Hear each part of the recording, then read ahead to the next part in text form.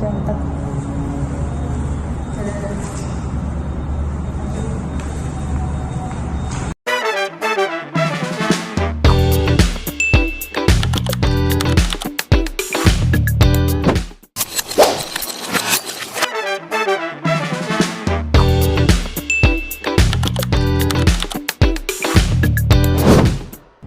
Assalamualaikum warahmatullahi wabarakatuh. Selamat pagi, siang, sore semuanya. Perkenalkan, nama saya Windy Diadi bersama rekan saya Sendiri Vanessa Supriya Putri, mewakili kelompok 3 yang terdiri dari Arifin Satu Saputra, Ilya Wahyu Pratama, Fauzan Dori, dan Rian Saputra. Pada kesempatan kali ini, kami akan mempresentasikan proyek kami yang berjudul Digitalisasi Toko Aki Niaga BET. dalam mata kuliah Manajemen Strategi Sistem Informasi dengan dosen pembimbing Ibu Rika Retnosari, STMM. Ini kami menjelaskan mengenai integrasi perencanaan proyek dalam pengembangan sistem ERP untuk toko niaga bateri. Langkah pertama adalah menentukan tujuan digitalisasi, yaitu melakukan transformasi operasional toko dari sistem manual menjadi digital, sehingga dapat meningkatkan efisiensi dan akurasi data. Selanjutnya, kami melakukan identifikasi kebutuhan sistem melalui observasi langsung di lapangan serta analisis proses bisnis yang sedang berjalan, agar sistem yang dikembangkan benar-benar sesuai dengan kebutuhan pengguna. Setelah itu, kami menyusun roadmap pengembangan, yaitu rencana kerja yang memiliki timeline yang jelas dan terukur, sehingga proses pengembangan dapat berjalan lebih terarah. Selain itu, sistem ERP yang kami rancang terdiri dari beberapa modul utama, yaitu modul stok untuk pengelolaan persediaan secara real time, modul penjualan untuk transaksi yang terintegrasi, modul pembelian untuk pengelolaan pemasok, serta modul laporan untuk analisis data dan pelaporan bisnis. Dengan adanya perencanaan yang terintegrasi ini, diharapkan sistem dapat berjalan secara optimal dan sesuai dengan kebutuhan bisnis. Pada slide ini, kami menjelaskan mengenai integrasi sumber daya manusia dalam pengembangan sistem ERP. Pertama, kami menyusun struktur tim pengembangan dengan pembagian peran sesuai keahlian seperti programmer, analisis, dan UI UX designer agar proses pengembangan lebih efektif.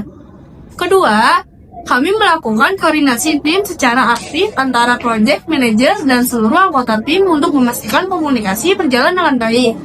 Yang ketiga, kami melibatkan pengguna dalam proses testing sistem sehingga sistem yang dikembangkan sesuai dengan kebutuhan nyata di lapangan.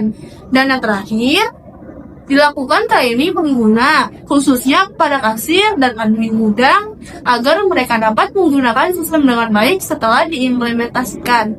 Ini, kami melakukan monitoring dan kontrol untuk memastikan proyek berjalan sesuai rencana. Kami melakukan monitoring progres secara berkala berdasarkan timeline yang telah ditentukan. Kemudian, dilakukan evaluasi modul untuk memastikan setiap bagian sistem berfungsi dengan optimal. Selanjutnya, dilakukan testing sistem secara menyeluruh sebelum implementasi untuk menghindari kesalahan. Setelah sistem berjalan, kami melakukan pengawasan pasca implementasi untuk memantau penggunaan sistem serta memperbaiki bug yang ditemukan. Selain itu, dilakukan juga pengembangan fitur tambahan sesuai kebutuhan agar sistem terus berkembang.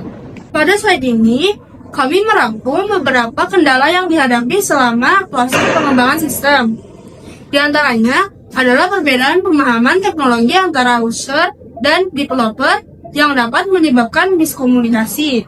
Kemudian, terdapat komunikasi awal yang kurang detail sehingga beberapa kebutuhan sistem harus direvisi di tengah. Selain itu, keterbatasan waktu juga menjadi tantangan dalam menyelesaikan seluruh fitur secara maksimal. Kami juga menghadapi adaptasi user karena pengguna membutuhkan waktu untuk terbiasa dengan sistem baru. Dan yang terakhir, sinkronisasi data antar bagian menjadi tantangan agar data tetap konsisten dan real time. Pada bagian ini, kami menjelaskan peran penting manajer proyek dalam keberhasilan sistem. Manajer proyek bertugas untuk mengkoordinasikan tim dan stakeholder agar bekerja secara sinergis. Selain itu, manajer proyek juga mengatur timeline proyek agar tetap berjalan sesuai rencana. Dalam situasi tertentu, manajer proyek harus mampu mengambil keputusan dengan cepat ketika terjadi kendala.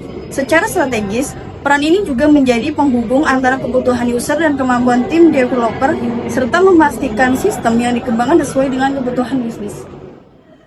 Berdasarkan hasil evaluasi proyek, sistem ERP yang kami kembangkan memberikan beberapa manfaat. Di antaranya adalah meningkatkan efisiensi operasional, mengurangi kesalahan pencatatan manual, serta mempermudah monitoring stok dan transaksi. Namun, masih terdapat beberapa hal yang perlu diperhatikan, seperti pengembangan fitur, tambahan, pelatihan lanjutan bagi user, serta kebutuhan maintenance dan update sistem secara berkala. Pada slide ini, ditampilkan arsitektur sistem ERP Niaga Battery beserta aktor yang terlibat. Aktor dalam sistem ini meliputi admin gudang, kasir, dan owner, yang masing-masing memiliki peran berbeda dalam penggunaan sistem. Diagram ini menunjukkan bagaimana setiap modul seperti stok, penjualan, pembelian, dan laporan saling terintegrasi dalam satu sistem.